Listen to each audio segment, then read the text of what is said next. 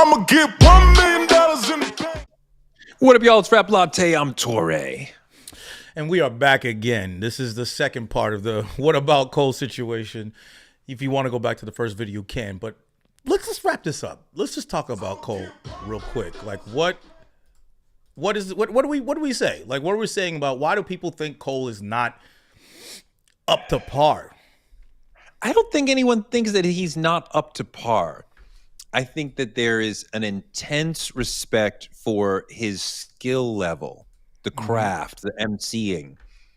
And there may not be the, let's say, showmanship or flair or energy or it factor or mystique, not mystique, but it factor that takes you from great musician, which he unquestionably is, to Great lyricist. Something more.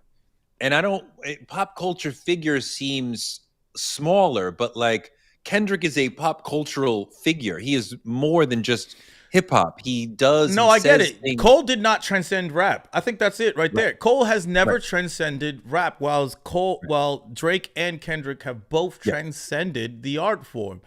That makes perfect sense. He transcended the culture and art form, but or genre. That makes perfect sense. I can say that like without any slight to Cole, because he's at the top of it. He's at the top of the culture, but you didn't get out of it. And who says he wants to be out of it, right? But I'm just saying, like, that makes perfect sense. While people are always comparing these two people who have more cultural significance, cultural weight, they're comparing to Cole, who is just, I'm the best rapper. I'm a great rapper. That's all he's been saying his whole career. And these people are like, I'm over here. I'm doing all these things. Like, I'm chasing Tupac over here. This one is chasing Michael Jackson. Like, there's that's a completely different range. And I never thought about it in that sentence, that transcending the culture till now. I never thought about it at all. I don't know why I never came to we love the guy. We respect the guy. I love rap, so I love J. Cole. He's never going to be known by, your mom, and not your mom specifically, but like, my mom, your mom knows who Kendrick is. May not be able to name a Drake song, but they know who Drake is. They would not know who J. Cole is. And I just say that to say some people are able to transcend the culture, as we've said, through their music or their personality or the things they do off the mic. Cole has not done that. I don't think he's able to do that. I don't think he wants to do that, but I don't think he's able to do that. And I appreciate the integrity of like, hey, I'm great. I'm a great MC. I got my craft. I got my pen. I got my stage. I do my shows. I go home. I make bank. I'm good. I don't need all the extra chirping. I can walk down the street without a problem. I can go to the bookstore without a problem. Yeah. I'm happy right here. I am a upper middle class recording artist, and I am fine right here. A little bit more than an upper middle class recording artist. I think it's a little bit more than that. But go ahead. Well, no, but among recording artists, there are people who are super wealthy. He is obviously not upper middle class as a human being, as an American, right? He's above the upper middle class as an American. But among recording artists, super wealthy. This is the middle class, is it not? He's no. not. He's not. You mean? Are you talking about artistic? You talking about artistic merit, or are you talking about also like his actual funds and money? No, I'm talking about money. I'm not talking about his. That nigga's worth like 150 million. How's he worth 150 million on touring? Yes. What are you talking? Do you not know? J. Cole has his own label. Don't ever talk about that man when it comes to money. Like, that man rich.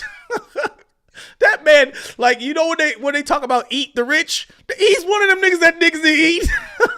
That nigga rich. Like, what are we talking about? He's not kind of rich. We're talking about 100 M's. So let's like middle class. That's crazy. I'm gonna eat. Yeah. When they talk about eat the rich, but anyways, I think let me read some of the super chats because we didn't get to read it. The last one went crazy. Fan of both since I was 18. Dot makes groundbreaking stuff look effortless. Cole looks like he tries really hard to rap good, great. Interesting. Do you agree with that?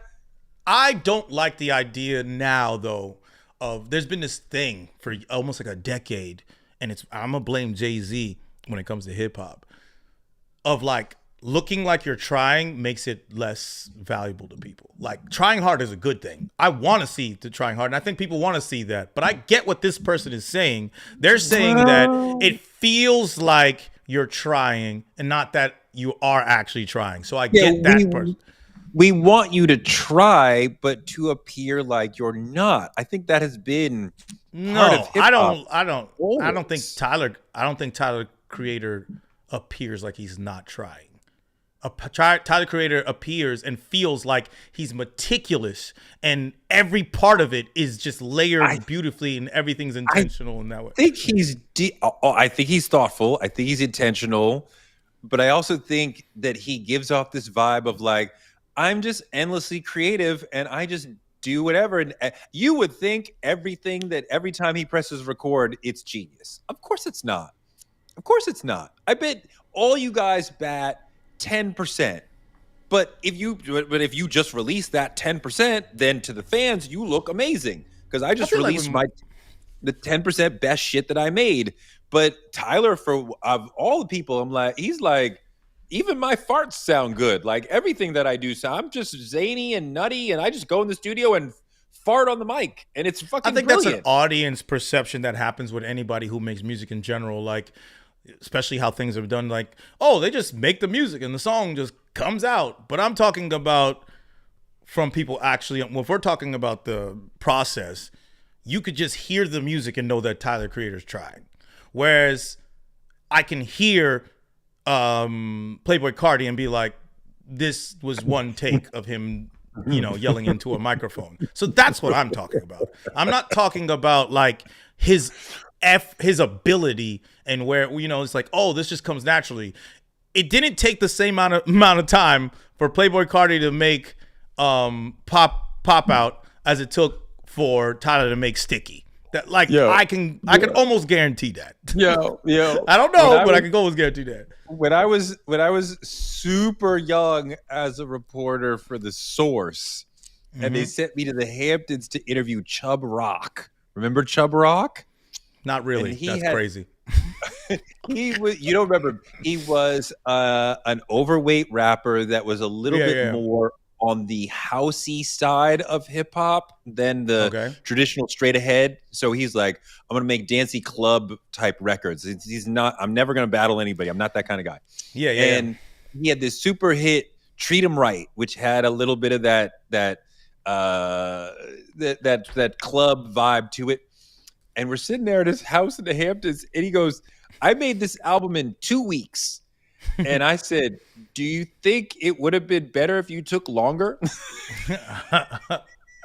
It's like, he was so mad. How could you say that to me? I'm like, how could you not? You don't get any credit for making the album in a short amount of time. We don't give a fuck if it takes you 2 years or 2 weeks. We want great music. If you could be, I remember when Guns N' Roses made Use Your Illusion, and it was like, we made 30 songs in 2 weeks, and most of them songs were fucking amazing. Great. You guys were on a tear. It was your 4th album in 4 years. You knew exactly where to go, and you fucking crushed it. Great.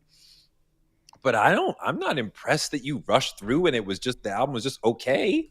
If the album's just okay, go spend more fucking time on it. Yeah, but it's because when someone could do something effortlessly or quickly, it usually implies to me the amount of work and practice they put beforehand. Now, Jay-Z's effortlessly coming up with entendres, probably more than every other rapper. You know why? Because he probably was coming up with them shits, walking around the streets, going everywhere. He just keeps on doing it. And he was saying he had to rap it, and then he had to train his mind to be able to do this. So he was constantly doing that because he loved to do it, right? This is his free time hobby. So he's doing it all the time. So now when you go in the studio, it's second nature for me to come. That's the same thing with Lil Wayne. Lil Wayne constantly is writing bars. So when he goes in the studio and just like, yo, press record, I say this bar, Real G's move and silent like lasagna, stop, let me say the next bar. And he's punching in that way. You have trained yourself to have that level of ability, and you've put in your 10,000 hours. Whereas some people, yeah. some you people make are a great not point. putting those 10,000 hours. Yeah. The spaz out comes because you are prepared carefully to be able to spaz out. I mean, to not be conscious, not be trying hard, but you have prepared yourself with 1,000 jump shots, 1,000 thoughts on what the rhyme should be, 1,000 whatever it is you're practicing. You remind me of this little story that I love that Picasso, as an older man, is sitting in a cafe in Spain. I don't know if this is really true or not. And somebody comes up to him and says, "Oh my God, Picasso, I love you. Can you draw me something?" And he takes a napkin and for 5 seconds he doodles on it and gives it to the guy. And the guy goes, "Oh my God, this is amazing. How much?" And he goes, $10,000. And the guy's like, "That took you 5 seconds." And he's like, "No, that took me 60 years. Yep. And this is what you're talking about, that all the things that he had done prior to that moment in his 60 years of life or whatever prepare him for the 5 seconds that he functions as an artist. But it's not forgotten. It's all goes into. So when Jay-Z, Lil Wayne, what you're saying, when they go in the studio and do it in one take, that is built on years of building up to that moment. That's exactly what I'm saying. It's all about that. For LeBron to give LeBron some credit, and what I like, he says, falling in love with the process. You being so into the process and understanding that the results are just going to come there. And all we see are the achievements and the rewards. All we get is the song. You did not see Quincy Jones go through his entire life figuring out how to play, I think it was a trumpet, play brass instruments, figuring out how to play the keys, arrange strings, like when he's in Europe, come back, and all of that information. Now he's 50 years old and he makes Thriller with Michael Jackson because he did all that shit from bebop to composing. All that allows him to be able to do Thriller. And I think we lose that. Someone said this. He says, Green, explain, before we move on from Cole, Green, explain your point about Cole songs lacking maturity. That's my issue with him. I'm not going to say Cole songs in general lacking maturity. I'm saying as he was coming up, I saw a lack of maturity in his content, like the concepts of the songs that didn't resonate. And I felt like it resonated with a certain group of people, and he focused on those people, rightfully so. He did those dollar concerts. Cole was a very big touring artist and built it from the ground up. He did not have hits. He was battling Kendrick with the albums. He was battling Drake with the hits. Wale was probably edging out Cole at that time too, when we're talking about the earlier years. And Cole consistently built his fan base brick by brick with whatever content he wanted to make. A lot of his beats were derivative. We're talking about him taking Mobb Deep samples, Tribe samples, and making his own versions on Born Sinner. We're talking the next album, him having these concepts like Wet Dreams, No Role Models, or Workout, which is things that I feel like are different versions of Kanye songs conceptually, like from College Dropout. And I think that's who he appealed to. And that to me didn't show that was a lack of maturity. Whereas after, now with his bars and where he is at 38, 39, 40, since he was like 36 years old, you heard the maturity in his bars. You heard there was no fluff. Everything he had the exact points. Everything had bars. You heard all of the maturity. He got so much better. I think he got leaps and bounds better than he was on Born Sinner and 2014 Forest Hill Drives. Like he's Drive. He's amazingly better. Same way that Donald Glover, from that first album to the second album, that leap was crazy. That is a crazy leap of how good he got and focused he got, because the lyrics on that first album were trash. Those songs were trash. But I love Donald Glover, so that's why I feel like I could say that. I hated that first album. I mean, he definitely moved from "Is this a joke?" or Gambino. Or, "Oh, he's really good at this." and he's a very thoughtful musician, and he's reminding you of Curtis Mayfield and Bootsy Collins and these sort of things. But but first it was like, is this a joke? Yeah, completely. But we can move on now with.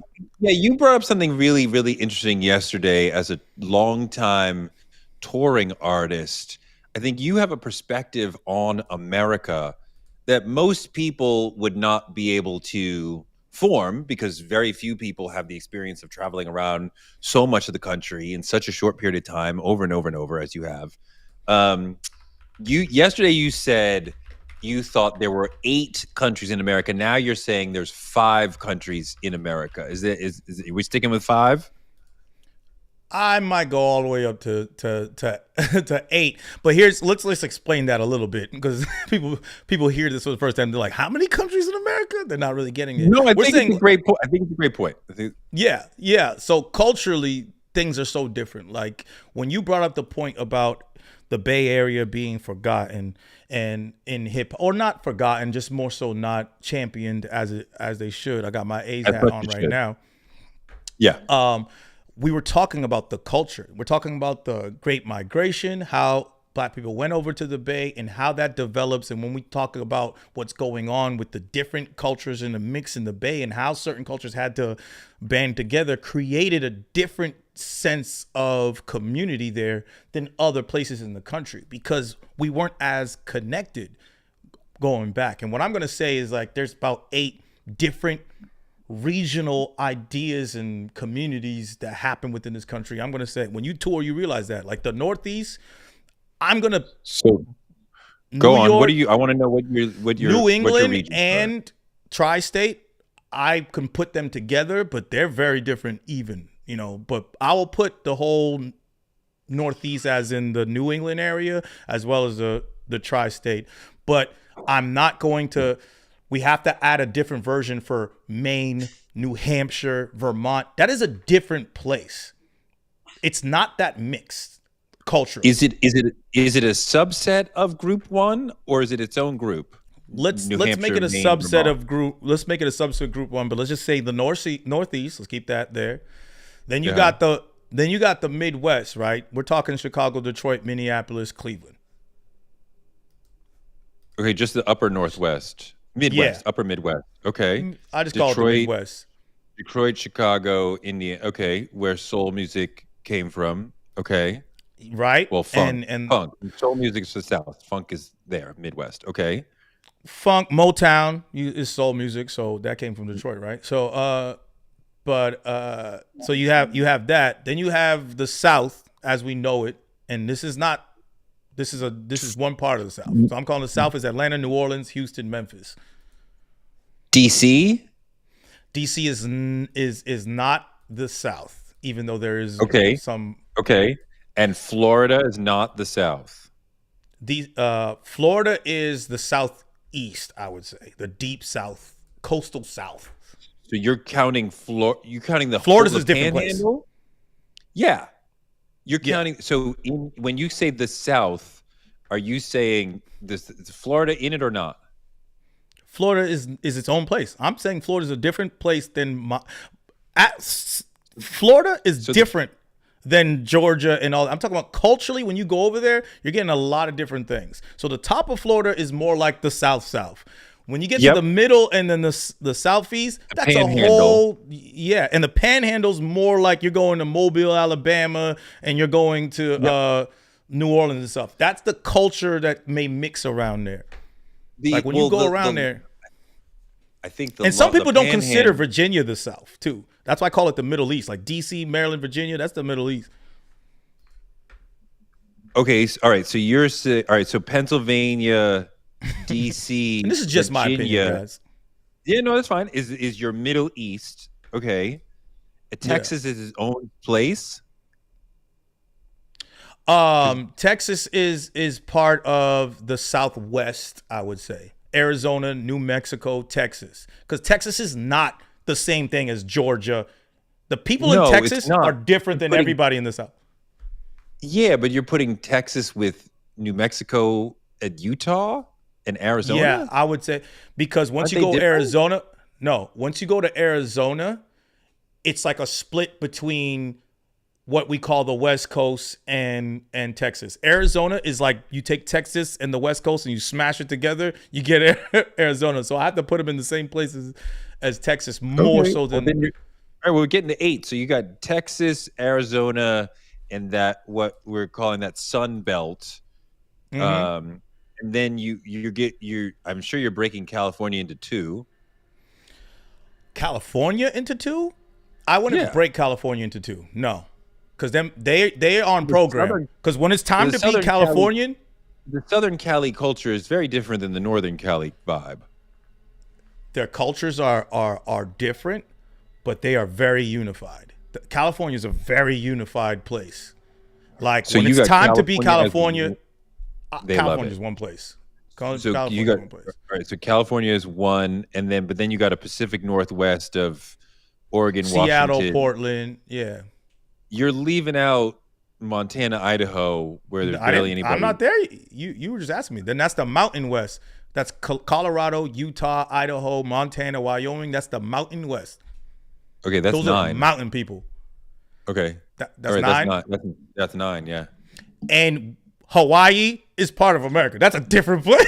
For sure. Like if we're gonna be real, like if you got to go to Hawaii, and Alaska is crazy.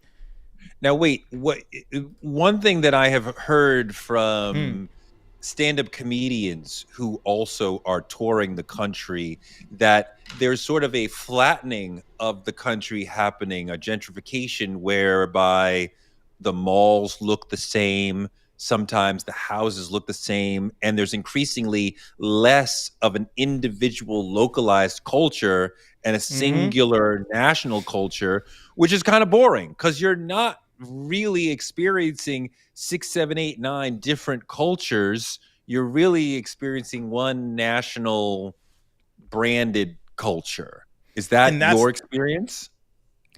My experience as far as seeing the national, traveling this country for like a decade plus, I've seen it change. Like you remember, like Williamsburg, Brooklyn, is the reason why there's coffee shops everywhere.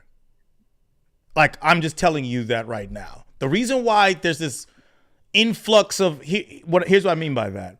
That like hipster moment in time that happened in like, was it early 2007? Something like 2006. Yeah. That was post the crash. Right? Post crash, it was bubbling up of that. Indie bands are happening. Williamsburg is just factories, but kids who are going to school decide to live there. They drop out of school, they're living there. All this artistic culture is happening there, right? Then that turns very quickly into industry. Like you're making these brands that appeal to that demographic, right? That aesthetic of having this like faux mom and pop coffee shop and all this type of stuff starts replicating all over major cities in the United States.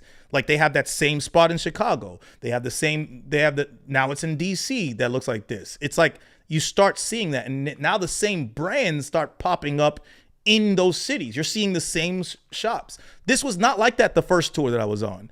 Second tour I'm on, or a few years later, I see that, wait, this is just like freaking Williamsburg. This is just like that. You start seeing the homogenization of that part of American culture as well, which is due to me. I'm like the branding of the internet and people being able to get the same information around the country. It starts making people do the same thing, but doesn't mean that the core cultures of that place have lost. Like when you go to the Bay, it's still the Bay. Like when you're really there with people from there. When you go to California, from the way they dress, the way they talk, and this is why I put California or the West Coast all in there. They all been wearing them socks, the high socks, and them Cortezes and Chucks since forever. And it's up from the north of California to the bottom of California. You know what I'm saying? There might be nuances here and there, but we know what a West Coast attire is.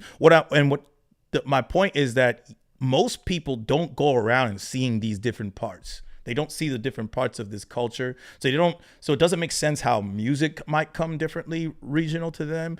Politically, it doesn't make sense why you may have this point of view. You're like, these people are trying to do this and you don't really care about this, you don't care about that. So what you're thinking about in New York doesn't have the same value in West Virginia. Let's combine that. I want to know, out of these regions, what is the impact on hip hop? Are there key regions that you think are key drivers of hip hop culture? Because surely all these regions are not equal as far as hip hop. Not at all. Not at all, because someone said it in there. Green is describing white settler gentrification. Yeah, and what all these parts definitely don't have the same value. But one thing that I feel like I realized, Memphis came up and Michigan came up during the internet age when it comes to their sound, and I think it's because they still preserved a lot of their own culture at this time. Like, it's the internet age and they still are doing things. They still have their own lingo. They still have their own space. They're not affected by the global gentrification of things and homogenization of America as much. Obviously, every city is, you get inundated with this information, but not as much. So they were able, so if you have communities still there, you're going to be able to be like, bounce off of each other and create new things that are local to yourself. And I think that's why Memphis had that great sound that came out. I think that's why Michigan had that, because you're talking about Gary, Michigan and Flint, Michigan, and not Gary, Indiana, Flint, Michigan, and Detroit having that sound because they were very much about themselves. We used to have a regionality sonically in hip hop. I could listen to somebody and know where they're from without them telling me. Of course, people were constantly telling you where they were from and throwing in details. You know, my low rider got candy paint. Well, you must be from the South, right? Or what have you? Don't really have that. I think we've become sonically more of a flat, nationalized culture. Do you see that? Do you understand why it's that's just changing? Yeah, it's just changing back now, I think, because what Kendrick's doing and what the West Coast is representing. Because think about how familiar and new it felt for Not Like Us that came out, because we're like, oh, this is West Coast music. That wasn't something that everyone was bumping. You know what I'm saying? So that's something that's there. But it changed like that because as hip hop became more commercially viable, Atlanta and trap music became the standard, right? And and that music is great to dance to. It's great in the clubs. It's great to vibe to. It's very versatile because, like we said before, when the South came in, they added melody. They added so many things when it comes to hip hop culture. So, and they were making great songs, like actual songs. We're talking about the whole thing had hooks. And remember the difference between hooks and choruses. We're not saying just a chorus, hey, insert Alicia Keys, New York, big chorus. We're talking about the tag is a hook. If Young Metro don't trust you, you know what I'm saying? The tag is a hook. It hooks you into the song. The beat is a hook to hook you in the song. The verse has hooks in it. All these things are catchy. So the super catchy music that can go global became the standard. And that's, of course. So now everyone's going to try to do that because you're seeing it on the internet. It's popping on the internet. So people in New York are making trap music. Drake's making trap music. Everybody's making trap music. A version of it. But yeah, why did we lose the regionality? Because it was really valuable. The internet. That's why I thought I just said that. Maybe I didn't say it again. That while the internet progressed, so everyone's getting the same information, Atlanta was at its height. So if Atlanta's at the height while internet's going, it's getting the most exposure because it's getting the most. It's making great songs that are getting. So now it becomes a standard. Because everyone's getting it at the same time. So I'm talking about, I'm in South Africa. You're getting a trap party. I'm talking about 2017. They love trap music. They're getting it. They're not listening, not at a large level. They're not listening to J. Cole like that. You know what I'm saying? They were listening in the clubs. They're listening to whatever was hot in trap at the time. That's just what it was. Whatever's easy to get. That music's easy to get. French rap started doing trap. That trap went everywhere, the same way that drill went everywhere after it. Like drill, so the New Zealand drill music. So the most important regions as far as hip hop right now, you got the South, right? Mm-hmm. Definitely, obviously Cali. What else? The Midwest makes some noise. New York makes obviously some noise, but not like it has I think historically. if we're doing power rankings, it's the South and Cali. it goes West Coast on top. If you want to give Kendrick all the love right now, West Coast, South. But I would still say I think South is still like the main standard to me personally. And because of Atlanta and Memphis mainly, and New Orleans mainly. Yeah. I always just give it to Atlanta. Like I just give like Atlanta is like, but yeah, Memphis as well. You have so I would go West Coast, South, maybe 1A, 1B or tied. Then I'm going with I would still do Northeast just because the underground sound of hip hop is heavy on the no beats sample, Alchemist. That's that, you know? So I will give, even though Alchemist is, I think he's from the West Coast, right? So that's the, but it's the sound. We're talking about sound, right? So that's the heavy on the underground is that sound. And then I don't think Tyler Creator's sound is very West Coast either. I think it's very hard to put a thumb on what he's doing. He seems more, because of his influences, it feels a little bit more like he's soul and Northeast vibes. See what I'm saying? Personally. Isn't he sort of post-regional? Like he doesn't sound like he's from anywhere. Yes, I would give you that. I'll give you that. I'll give you Cole is the New York sound. I think we said Kendrick for sure. Obviously, he's very, very, very LA. But there is the let's say the blueprint of the New York sound is his blueprint, right? Whose blueprint? Kendrick. Like he clearly. Oh, that's his blueprint to get there. He clearly has deep respect for the classic New York aesthetic.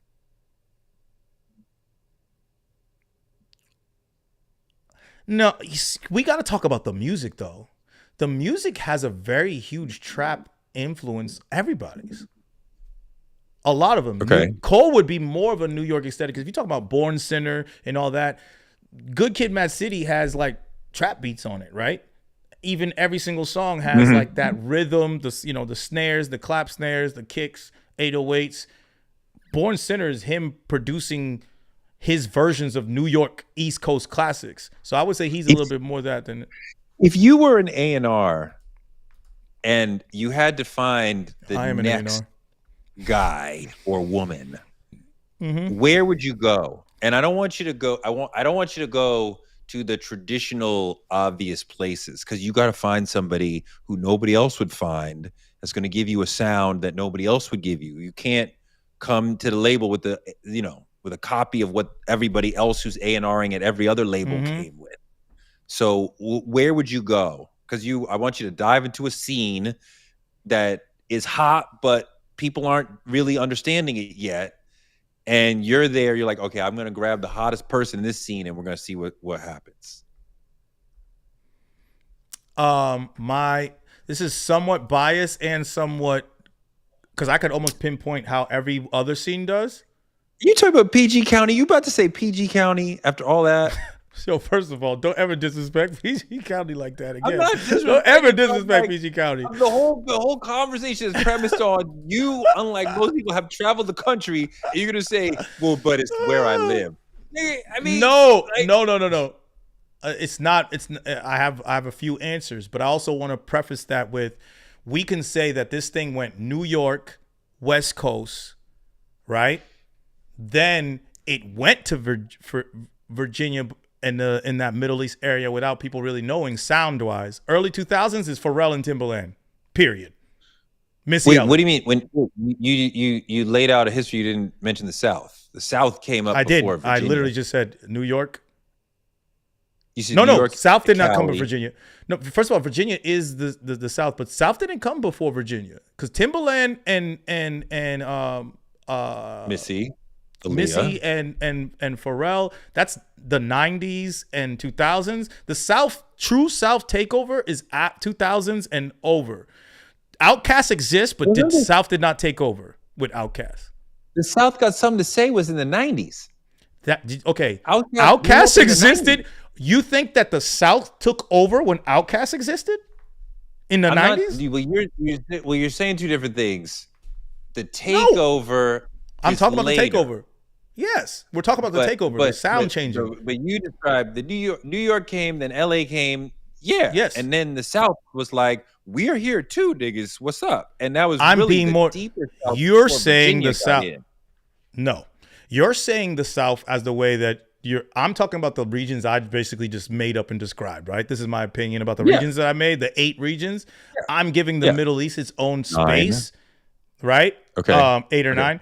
I'm giving the Middle East its own space, and I'm saying that Timbaland and Pharrell, Missy Elliott is before the South really taking over. Outkast exists, but they did not change the landscape of music. They were singular. Hi, I am Outkast. They didn't make everybody start sounding like Outkast while they were out. It took a generation after them. Now everyone's from the South. That's what I'm saying. All right, go on. Okay. So now I'm saying, so that happened. Then it moved to, and you have Florida that came in there with their Miami bass before that and all that. But I'm saying nothing really changed like heavy. We're talking about 15 tracks on the chart, all being Timbaland and Pharrell and Neptune's, right? Yeah. For years. Then you're talking about Little John. You're talking about Yin Yang Twins. You're talking about all this snap music. Atlanta's here, right? That's when it's everything on the radio is that. Then they stay. They basically stay there from that point. It used to be like dance music. They called it ringtone rap and all of that. But by the time you get to actual trap, you talking about T.I. Coming in, and you get to actual trap music, it hasn't left, right? But there's been these regions that kind of came in, like Memphis came in and had their moment. Michigan had their little moment, but it's always been like almost subgenre type of space. At the top was still kind of like the Atlanta sound. And then on the underground tip, you got the Griselda, Buffalo, MF Doom flashback type of like neo boom bap sound that's also come in. So it seems, so that's New York again, kind of, but really it's a New York sound, Northeast sound, like we said. That's New York again. And then it went to the West. So I think if we're all going in a circle, that's why I say it's going to be Virginia again. Oh. That's how I got there. Because I said New York, West Coast, Pharrell and them come out of nowhere because it's so new, right? It just didn't, and we didn't label it as Virginia, but I'm saying these people from this region created something that was so different. And then the South kind of came back. So I feel like the Middle East, that's that sound. That type of sound. I mean, maybe, it's interesting. I just finally watched. I forgot to say about drill music in Chicago, like New York drill coming back and Chicago drill coming like in 2011 or 12. That was another. I feel like these are like blurts of energy. You know what I'm saying? Like just like a blast of something real quick. But trap never went nowhere. We got to recognize that boom bap didn't go nowhere for like the golden era of hip hop. We're talking about almost a decade, like real New York hip hop. And then trap hasn't gone anywhere. It's still the dominant thing. I want to talk about college. We're going to talk about college. College. First of all, before we talk about college, can we tell people to like, there's 400 of y'all in here. Can we get these up to 400 likes? We can get some more people up in here, man. Get the likes up. 400 of y'all. Let's go.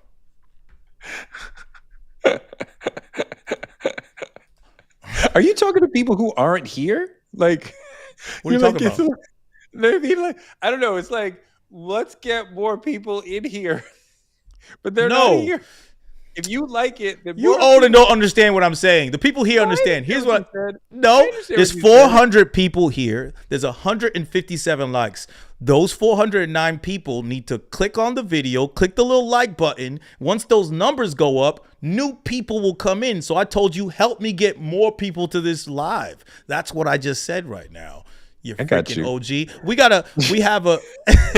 We have a super chat. An American asking why cultural diversity got flattened is making this Canadian laugh. U.S. cultural dominance has Americanized world culture.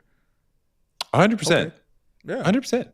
Yeah. I mean, yes. And what you are noticing globally has happened locally or domestically within this country, that the hyper branding of America by major corporations has led to a breakdown of us having local cultures. And we used to be able to be like, Murray has the best pizza in Chicago. It's one store, it's one guy and his wife or his mom, making it happen, or his daughter, whatever, making it, and they're just crushing it. And now that doesn't exist, and that existed all over the place, and that doesn't exist. And now, everywhere it's going to be. Now we starve for it. Don't you go to another city? You go to another city and you're like, I don't. It's like, oh, Chipotle, Starbucks. You're like, no, I want to go to a coffee shop here. I want to go to a restaurant that's from here. I want to eat Chicago food. I don't want to go to Starbucks or go to, even though I don't fuck with that deep dish. That Chicago deep dish is trash.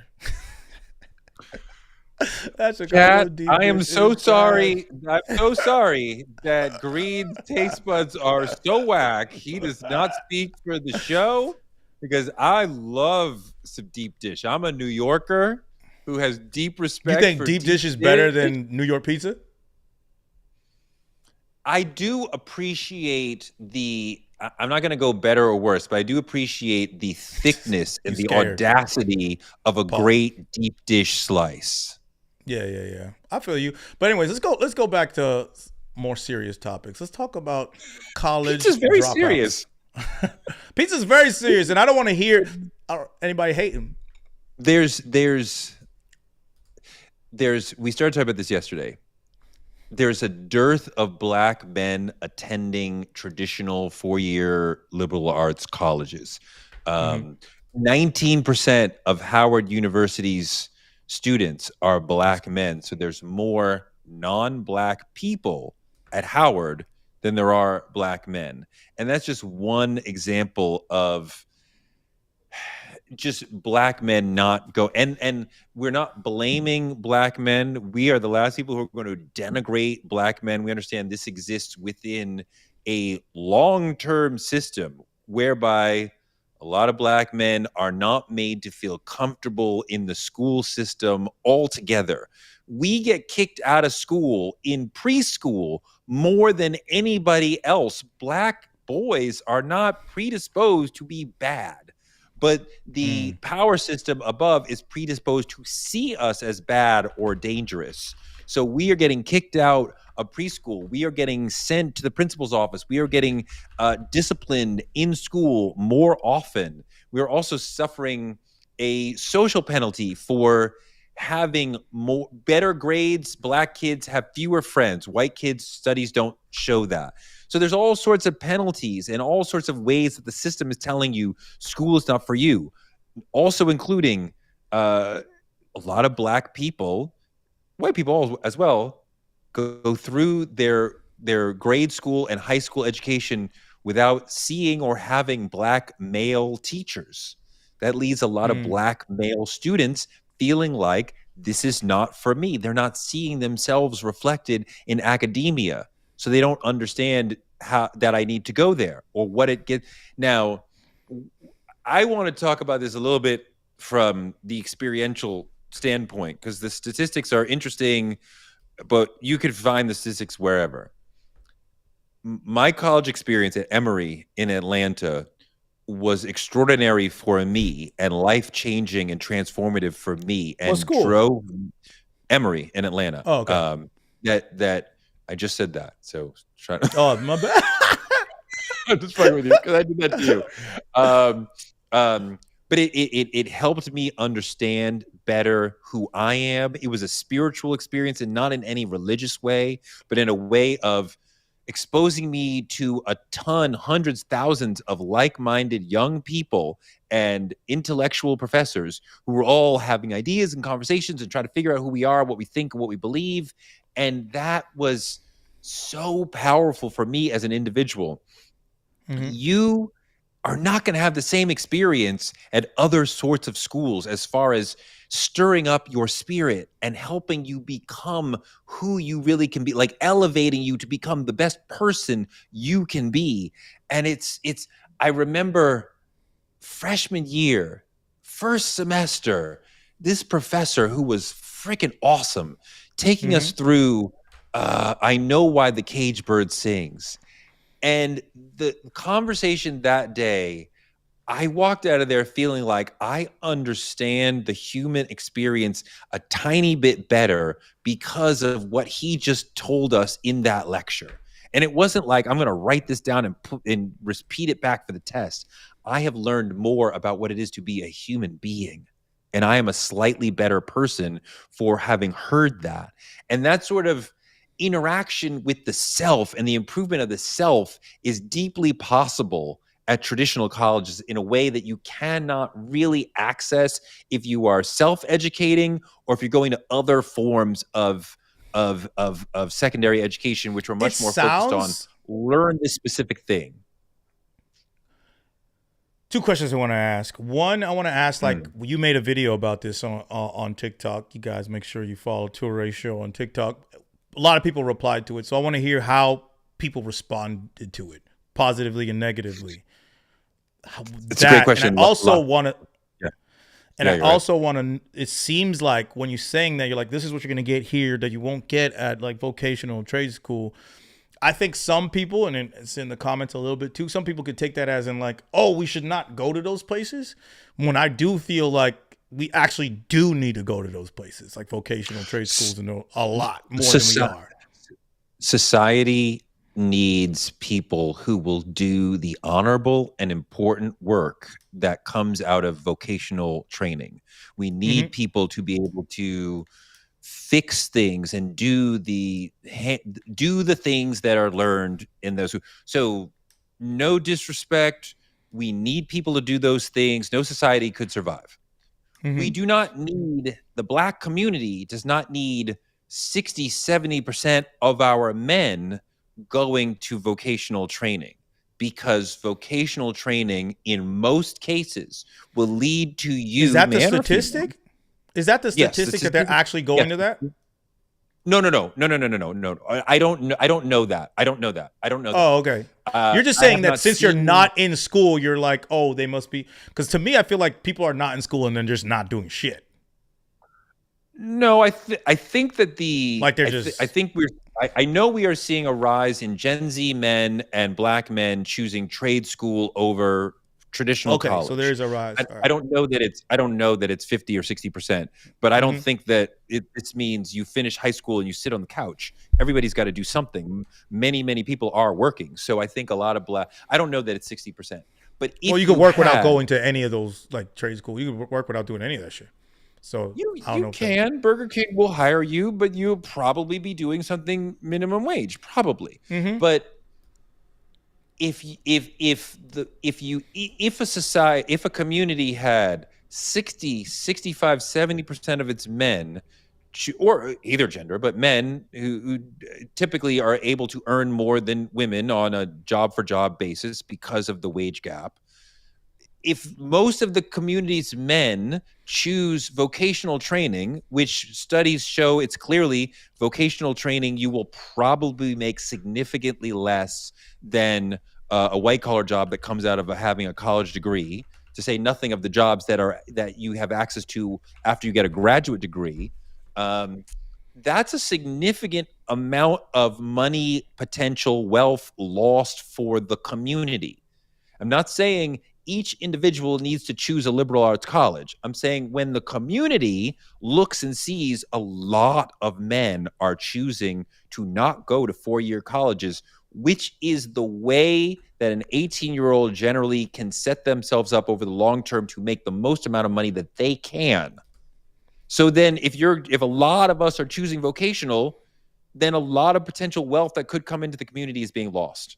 To say nothing of the spiritual awakenings that are being lost, to say nothing of the family relationships, because the Black women are. So what do you think is the problem, though?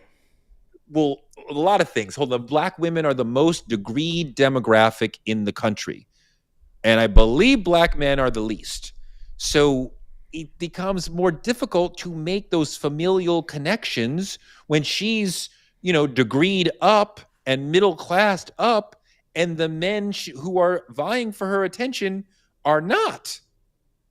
Right? That's a hard connection. I know. I guess I get that. I'm just thinking, one, I want to hear the responses to the video, but then also I'm like, okay, so why did this happen to our men specifically? Because if there's men and women, yeah, they're both Black, they grew up in the same household, one of them got a different type of ambition and drive instilled into them, or they're facing different issues, clearly, if there's a different outcome from the same household, community.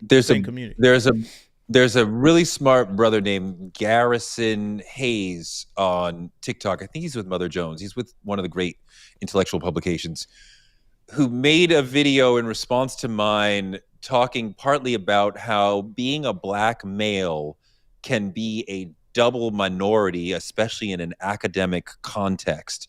Obviously, there is male privilege, but a Black male in an academic environment, especially a grade school and a high school environment, will probably find himself being punished, denigrated, and pushed aside faster than Black girls, right? He's going to be sent to detention for less. He's going to be made to feel like he can't keep up, so he needs to go to remedial classes for less. He's going to get kicked out of school for less. The bar is lower for him.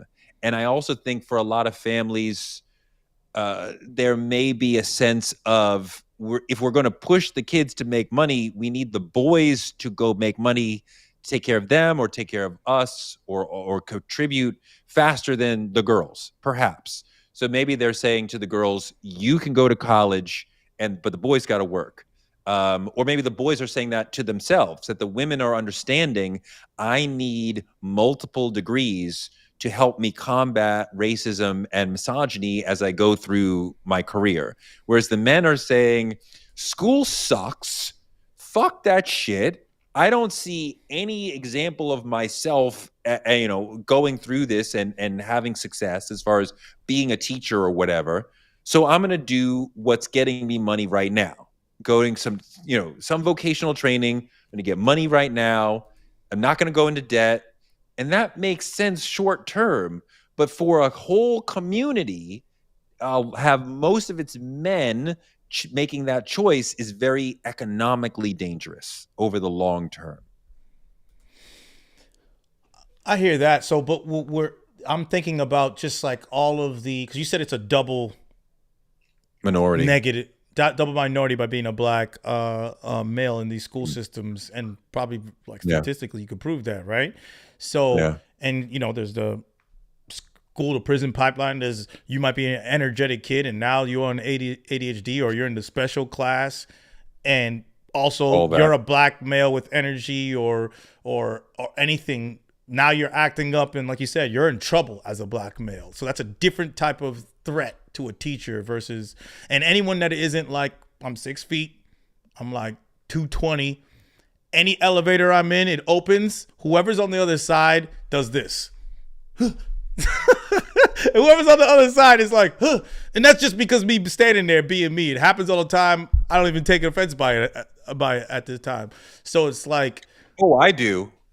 Oh my God, I do. Now it'd be a Black woman. if you shifted in the elevator, like, I'm scared of him, I'm gonna say something on the joke tip to not make you scared, but like deep down, I'm like offended. Like, you're scared of me? You looked at me and you were. Are you fucking kidding? Fuck out of here. Yeah, but anyway, so there's a lot of things that black male faces in the school system, but we also have to recognize that the school system itself is bullshit. Our education system and how expensive college is bullshit in itself, and those compounded with, like you said, the double minority create this issue. Now I wonder, and I think this also creates this ridiculous gender war that happens online, or I want to say it created it. I'm saying it also amplifies it. Like this, the difference between a black woman's life and a black man's life in America is very different right now, that it's like we can't connect. And I think that lack of connection and a lack of community is destroying everyone, especially hearing that only 19% of people in Howard are dudes. That's crazy. Howard's right over there. And you said that it's right over there. That means there's 70 to 60 some percent women and 19% dudes, and now let's talk about dating culture. They're dating 19% of dudes who are basically in their head, they're the cream of the crop of men just for coming to college. Like that's you just doing regular shit as a black man or regular successes as a black man. You feel like you the shit. Now you walking around terrorizing women in Howard. That's a shit show in Howard right now. I know it's Can you imagine the boy who goes to Howard with just enough sauce from his family that he's got a little car. He's got his own little apartment. Little shit, but he's just not coming in broke. Oh my God. He might as well be Tom Ford on that campus. Like, don't let him have a little cheekbone and a little style and a little fucking haircut that actually works for the girls. Like, oh my, I had a cousin growing up who went to, how am I forgetting this? I just told you this story. Who goes to the what's the in the Maryland area, the HBCU there? Not Hampton. Jesus Maryland? Christ. Are you talking Hampton? Not Hampton. Hampton's in Virginia. Not Norfolk? Hampton. Maryland HBCU? No, it's named after a man. I'm from around here and I'm not even thinking about what you're talking about. Let me look it up because you're pissing me up. Maybe it's in Maryland. I could have swore it's in Maryland. Anyway, the chat's gonna figure it out before you do. Anyway, it was named Morgan after State. a man. Morgan State. Oh, okay. Which is in Maryland, HBCU. Yeah. I get it. He went there. He said it was like a 3 to 4 to 1 ratio women to men. So it was normal for a man to have 3 or 4 dates on a Friday or a Saturday night, which is kind of insane. How do you even have, how would I even ever make a choice if I could have 3 dates on a Friday night? You'd have to be Halle Berry for me to be like, okay, I'll date you, because if you're not, there's a chance that the next weekend I could have 6 dates. The chance that one of those picks is going to be better than you, I gotta play that out.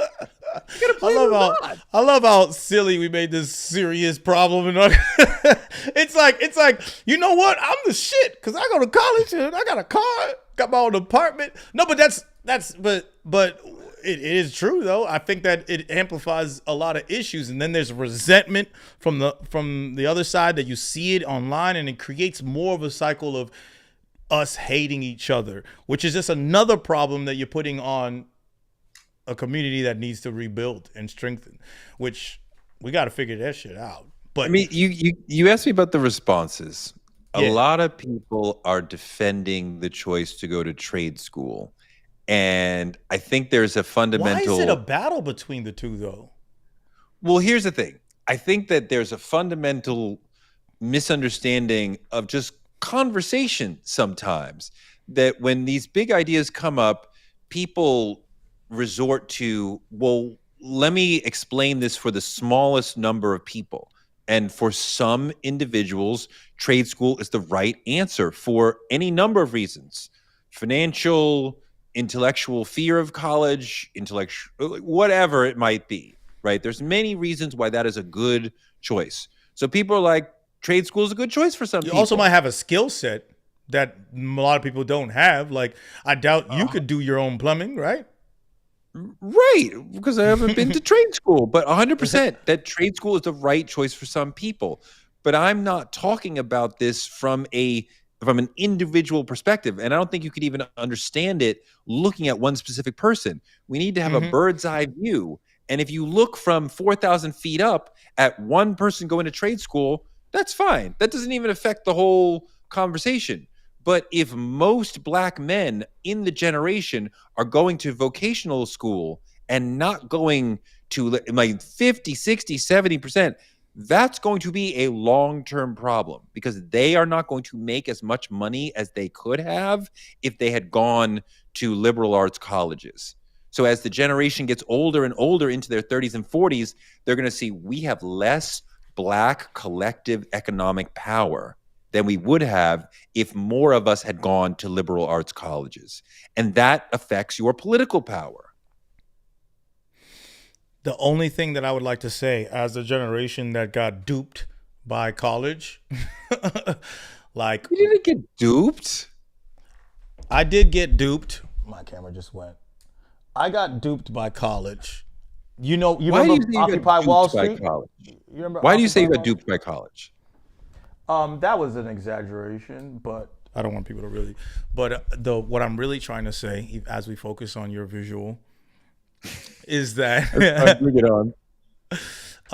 What I really want to say is more so that we were told to get this back. Like, we were saying, you have to get a bachelor's degree. It was like bachelor's degree or nothing, college or nothing, bachelor's degree or nothing, without any direction or vision truly as even a society. And by the time a lot of us came out, there was no jobs really to pay these absorbent like fees that we had, and we're still in like crippling debt. People are in crippling debt because of school, right? A lot of people.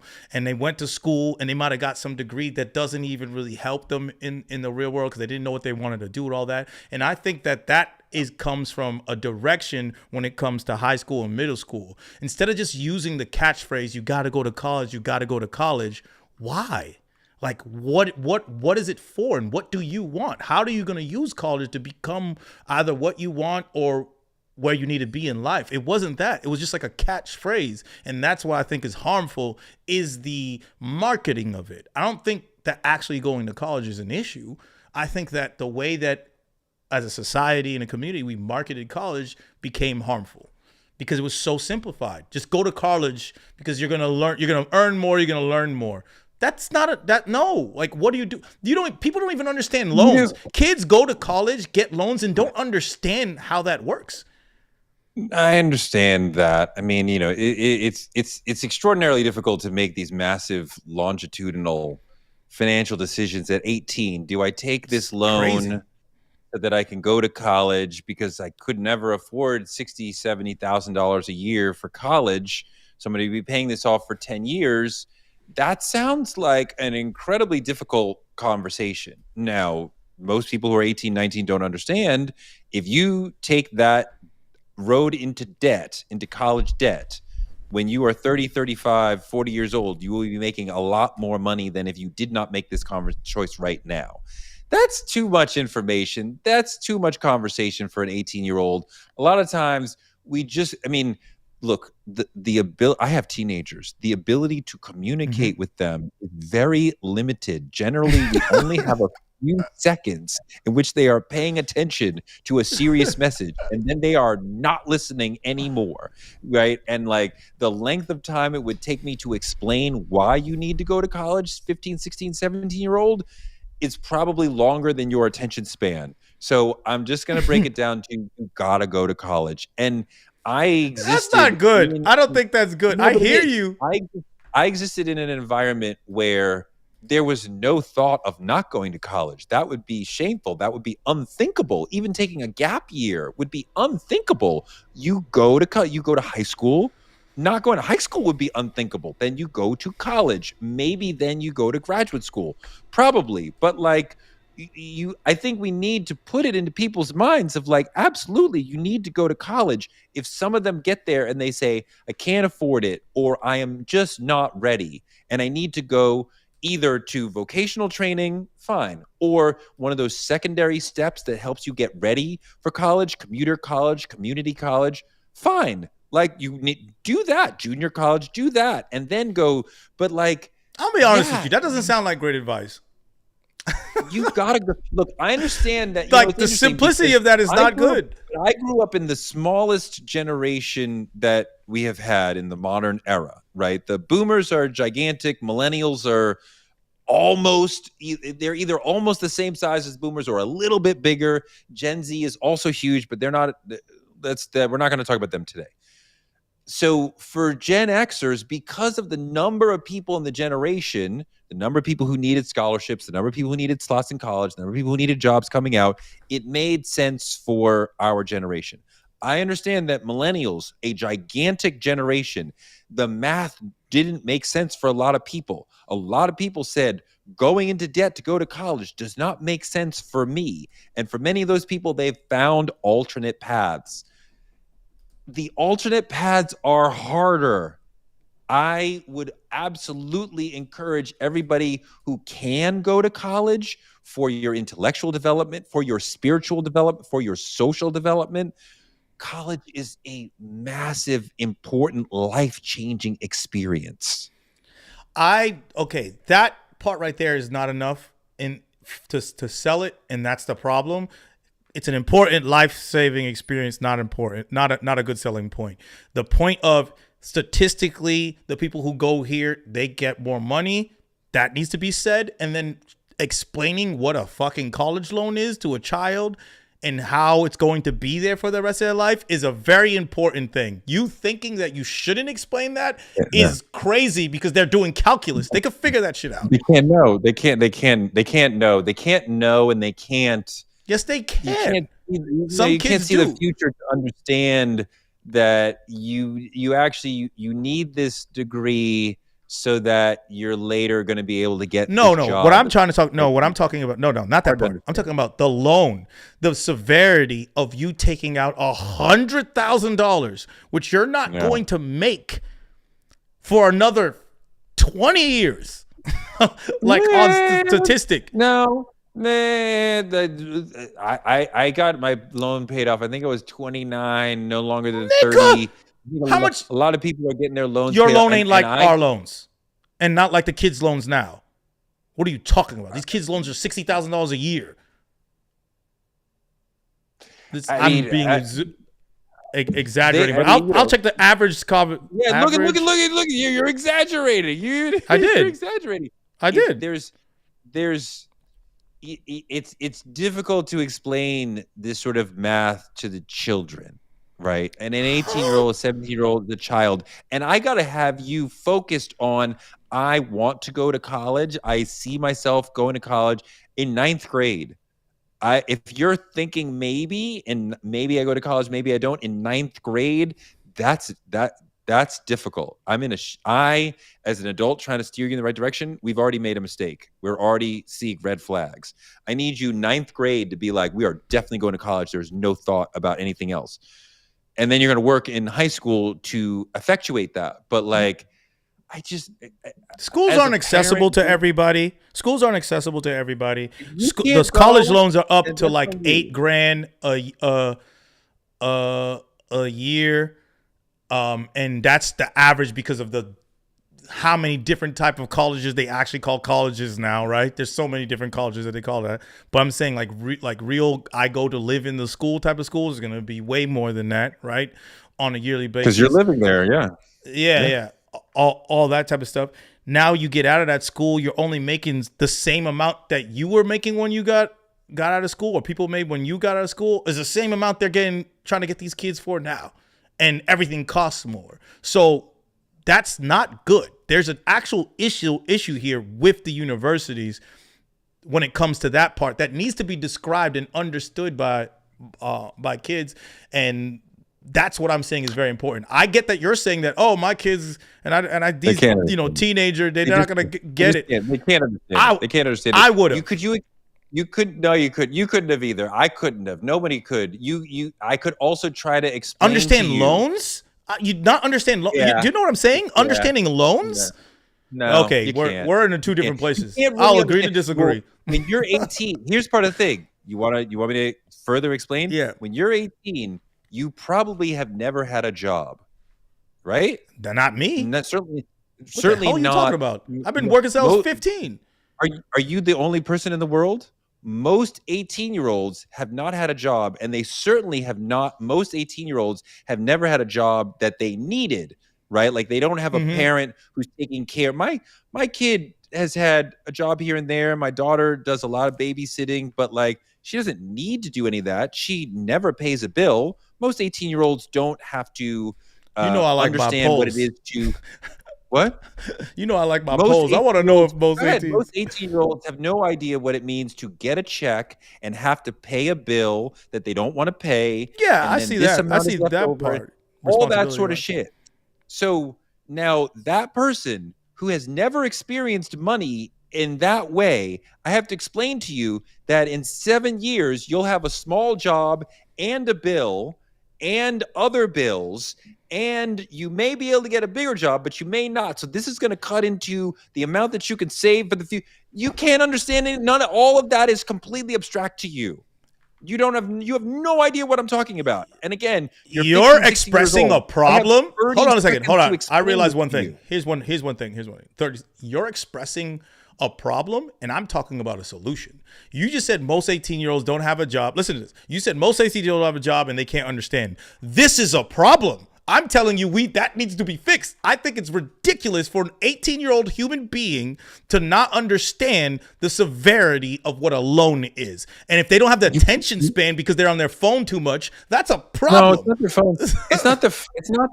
It's not their phone. I didn't have a phone at 18. I couldn't have lasted in a real adult. I mean, like I could sit and talk to adults about ideas, but like now we're going to explain to you the importance of paying taxes on time. Blah, blah, blah. Like, you lost. I'm 16. I don't give a fuck.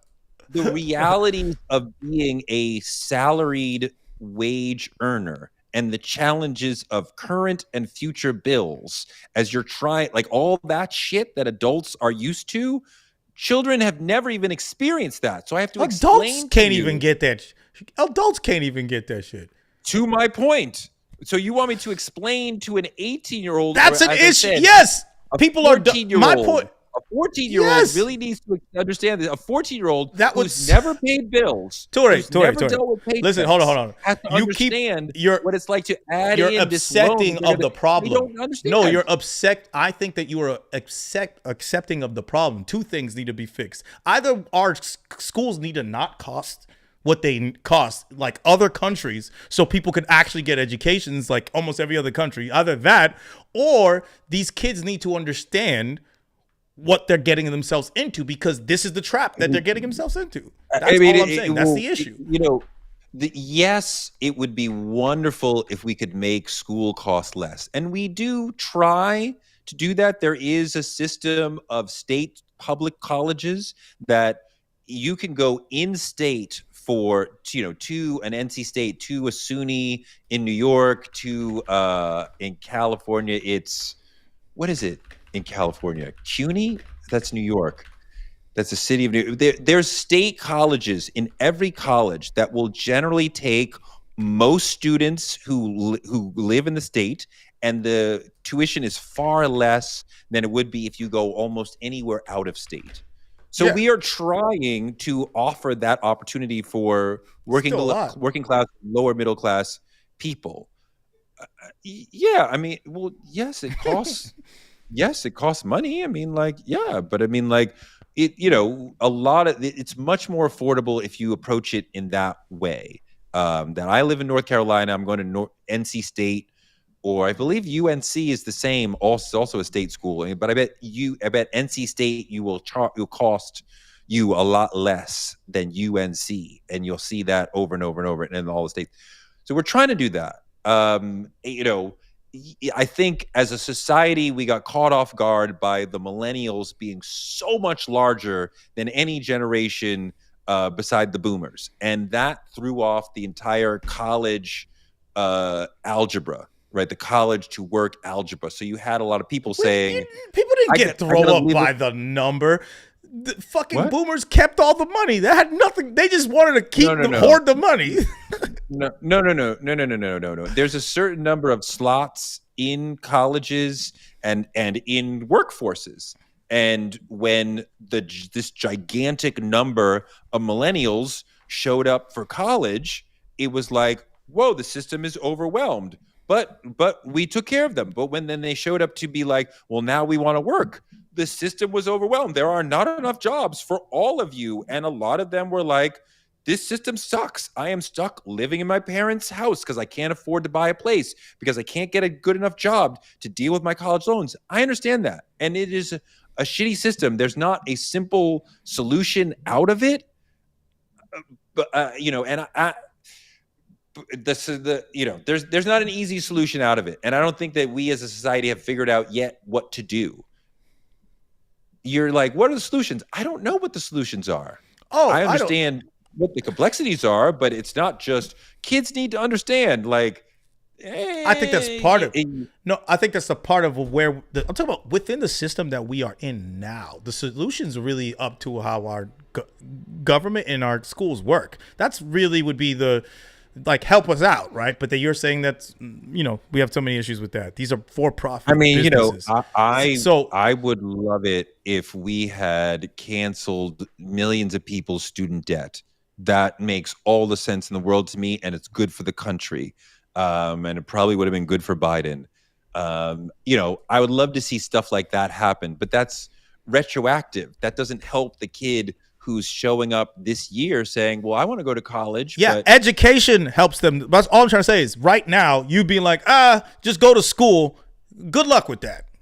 Telling a bunch of 15-year-olds, hey, make sure you guys go to college. Good luck. Good luck seeing if that's all I was attacking hey, man, you guys got to go to college. No, let's be educate a little bit further. That's all I'm asking for. Educate more than you got to go to college. That sounds nice. It sounds nice, and I want to hear your little poll. That sounds nice, and it sounds reasonable, and I would love as a parentless person to see that rubber hit the road. That people who have teenagers who have not yet decided for themselves, I have to go to college, and now I'm supposed to explain to them financial dynamics that are completely abstract to them, that are the same to them as what it will be like to breathe. To their own detriment if you don't. From my perspective, it's but they don't understand. You're asking me to explain something to them that they cannot understand. That is a false statement for the blanket of children. That's a false statement for the blanket of children. I can't explain to you as a childless person what it's like to have a baby. You have no idea. You'll be like, well, why don't you just do this? Also, you don't understand that when you have a child, you are dead fucking tired because babies don't sleep. So whatever you're saying, you also understand that your individual life is not a representation of a community. So you can't use your individual experience to try to inform what you should do in the community. And you to say that all parents have that issue that you're talking about, that's not what I hear. That's not what I hear from the parents that I dealt with when I was at the daycare. That's not the issue. Within my family, I wouldn't blanket a statement for all parenting and all parenting styles and what they can do and what children can get.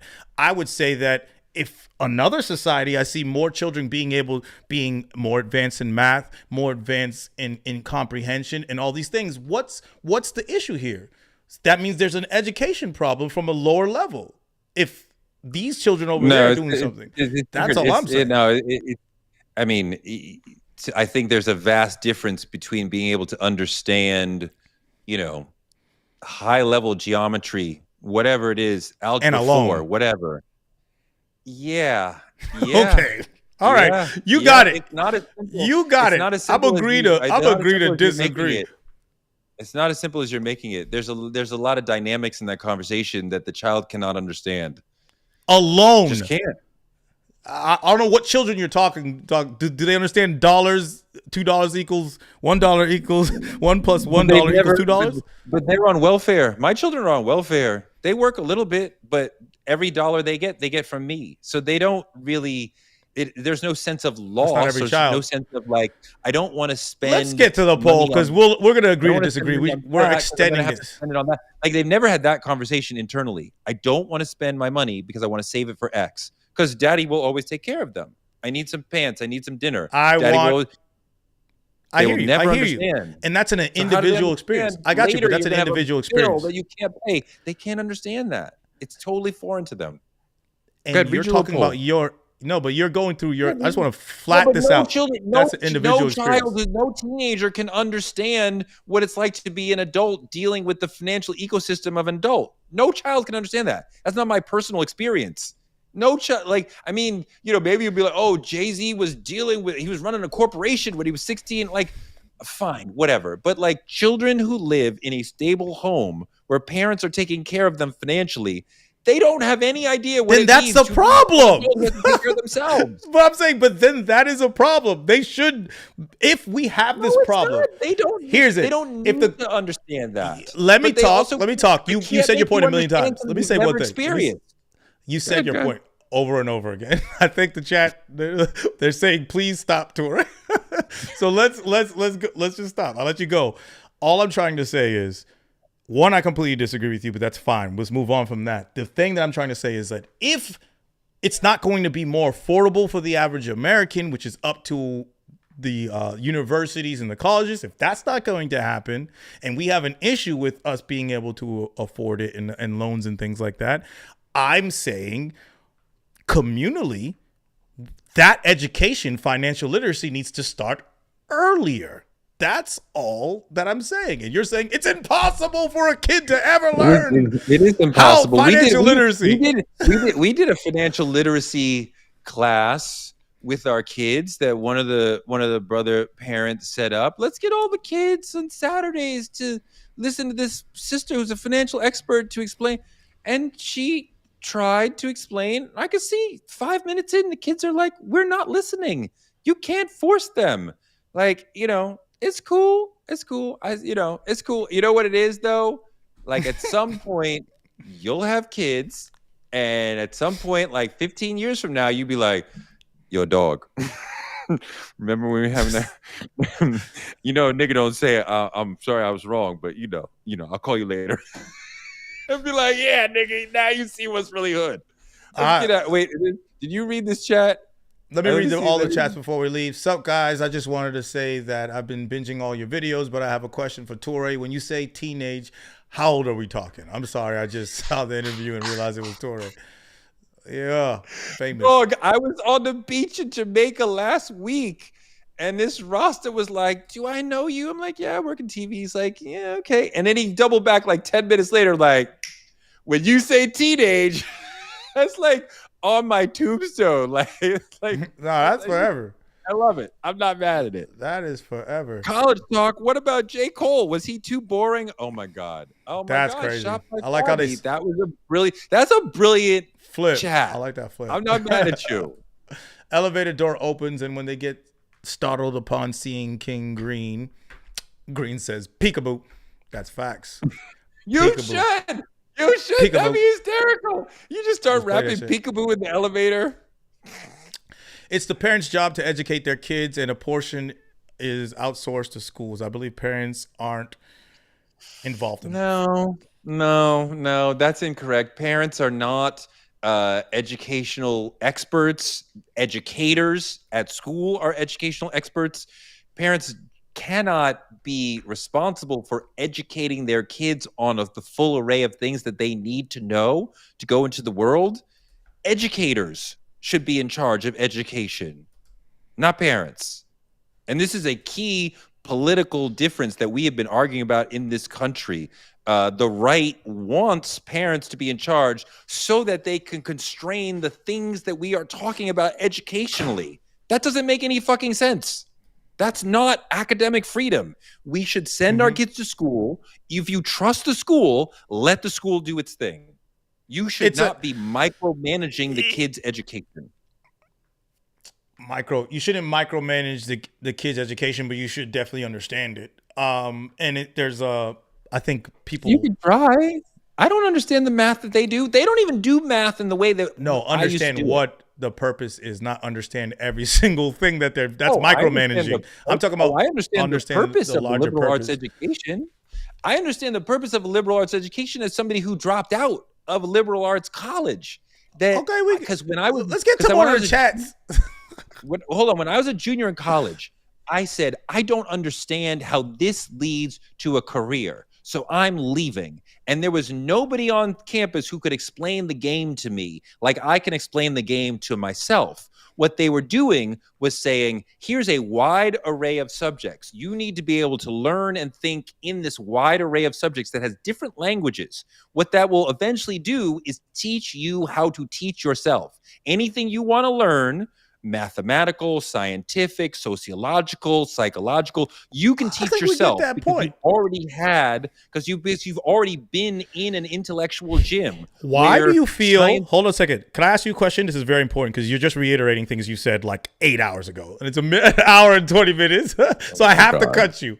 We've been on here. But let me just say this. Why do you feel that spiel that you said 3 times in this conversation is something that I'm hanging up on you? No, why do you feel that is something that a child could get, but they can't understand loans? Oh, I didn't understand that until years later. I didn't understand I'm telling you, when I was 21. Oh, so you know that they don't get. So you know that they don't even understand that, like the benefits of college. When I was 21, I did not understand the exercise we were doing. I was doing what I was told I was supposed to do. Later, I learned, this is the larger point of what we were doing, but I didn't get it at the time. It was years later that I was able to look back and go, now I understand what we were doing in the liberal arts education. Okay, let's finish these super chats before we leave. Repetitive. Josh Fetter came in a nice super chat. Both things can be true. Kids should be taught more about the financial realities they will face, but I do understand Torre's point that most won't have the perspective to fully grasp it. I would love to have a parent of a teenager come in and talk about the ability to explain long-term adult financial realities to a teenager. You fucking long-term adult financial realities. You created that idea and concept that it's that. And I'm not telling you that you, Torre, need to go talk to your child and do that. I'm saying these kids need to be educated on what's actually happening in their education system. Because that's what you just said, that our education system needs to prepare them. That's what needs to happen. They need to be prepared. If not, we'll have to continue the same problem that we have. Fine. I don't give a damn. I would love for there to be more conversation in schools about the long-term financial journey. What did you think I was talking about? No. I mean, we should talk about that in school. And when your mom might remember this, my parents talked about there was something called home economics when my parents and your mom were in school. And they were basically taught, like, here's how you write a check. They may or may not have been taught how to balance a bank account, which is probably Greek to people now. They would not even understand, what are you talking about? But the school used to engage in that a little bit, and now it's more theory, which is fine. We're teaching you how to learn. They're not teaching the sort of stuff that I'm talking about, that apparently I've said so fucking much that you don't want to fucking hear anymore. Fucking shit, straw man. See, look, one person said straw man argument, Torre. I said no fucking straw man. The next one, Torre spitting. Next one, Torre doesn't teach his kids anything except mediocrity. My kids know nothing about mediocrity. They can't even spell mediocrity. My fucking kids have known since they were kids, we're going to college. And it was never any sort of like way of like, it was just like, we go to college. Like, we're like, that's what we do. They want a poll. They want one of my famous polls. Let's do a famous poll and then we're out. A poll on what? Who agrees with Torre? My kids aren't going to Ivies. My kids aren't going to Ivies. My oldest kid's not going to an Ivy. Torre is right. A parent's job is a moral compass largely and supplement what's taught in school. This is it. Torre won't stop till he's grossed out every viewer. I'm sick of you guys. I'm leaving. I think you conflated a point to me, like the idea of like your individual parents' responsibility versus what I was trying to say is that society should teach our children what they're getting into. That's what I was saying. I think you think I was saying the parents need to tell all their kids how to like check. Well, yeah, do check personally, well, you can go to war at 18. I mean, look, I am the last person who's going to ever argue in favor of the draft, much less war in general. But not to talk to them about finances. They can't understand. You guys can't even understand that they can't understand. It's friggin' bizarre here. I'm like, I don't even know what I'm doing right now. This nigga said Touré's like a unk. Look, Touré's point. You can't teach experience. That's part of the point. That you fucking Touré got me yelling at the TV. Oh my God, where is the post option? I can't. My parents right are both working. 75% of people agree with me. Right now, 75% of people. About what? About what? Agree with you about what? You think that children cannot be educated about financial literacy. That's basically what I was arguing, is that they should, in schools, anywhere, should be educated about what they're getting into. That's what my point was. Or maybe you didn't understand that was my point, but that was my point. And you were like, these niggas don't know shit. I have a headache from how badly you're missing the point. It's really hurting my head. It's really I need to go to I don't want to hear it. I do not want to hear the point. Because you're going to say the same shit. I did my best. Green did not do his best. I did my best. And still, this is where, but it's fine. You don't know what you don't know. That's fine. And you're not a parent, so you don't know. But that's fine. That's fine. We're gonna stop there. Thanks, guys. This was the end of the combo. We were talking about J. Cole. We went straight into college because he was a college rapper. You know what I'm saying? St. John's. Did he graduate from St. John's? I don't think so. I don't think so. I don't think he did. Still a college rapper. We out of here. Oh my God. And